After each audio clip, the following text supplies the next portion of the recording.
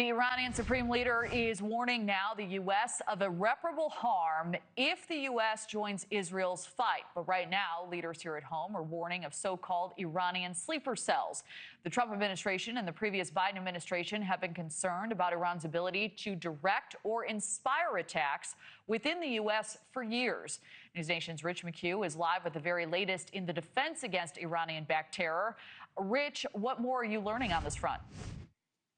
Hi, Kelly. Well, we do have some new reporting on this. Sources close to the White House tell NewsNation that the administration is actively monitoring these sleeper cells here in the United States, given the current situation with Iran and Israel and happening in the Middle East. Like, this has long been a worry for the intelligence community, these sleeper cells. Sleeper cells, by definition, are people who are here, spies or terrorists, waiting, kind of inactive until they're ordered to act. Now there's this new 2025 Homeland Security Threat Assessment, which says we expect Iran to remain the primary sponsor of terrorism and continue its efforts to advance plots against individuals, including current and former U.S. officials in the United States. The previous DHS threat assessment from Biden said the same thing. Now experts say, given the escalation between Israel and Iran, the possibility is very real, and our intelligence teams are working overtime. Here's Barak Senior. He's a senior fellow at the Henry Jackson Society.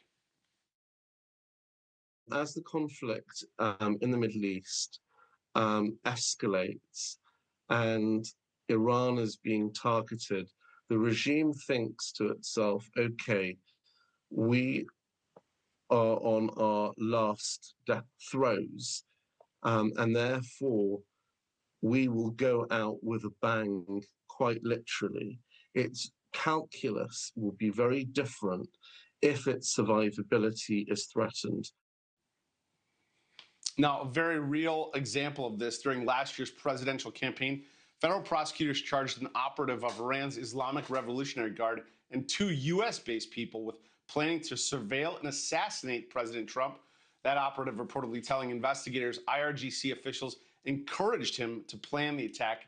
And then in February, President Trump's national security memo said, quote, Iran has also directed its proxy group, including Hezbollah's Islamic Jihad, to embed sleeper cells in the homeland to be activated in support of this terror activity. And just now, I want to say, Kelly, a source close to the White House tells NewsNation, the president is closely monitoring the situation. The president does not want to go to war. The president will avoid war. He does not want to aggravate it.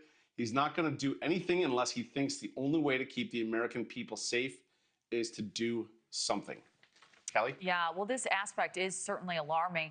How do these sleeper cells work, Rich? Who controls them and orders them to act?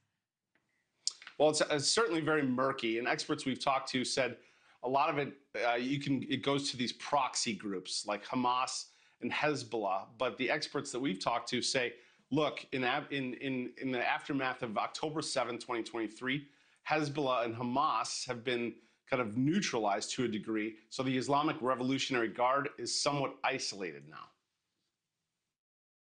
If Israel's able to decapitate the IRGC's command and control, who actually then controls these sleeper cells anymore?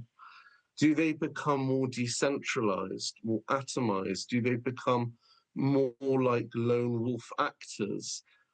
Who pays them even? Because the regime is in its last throes. So these are all questions, and for intelligence and security forces.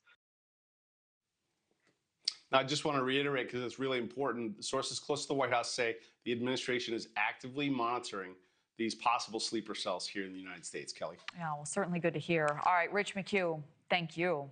Thank you for watching. Subscribe below and download our NewsNation app right now on your phone, and you will get fact-based, unbiased news for all Americans.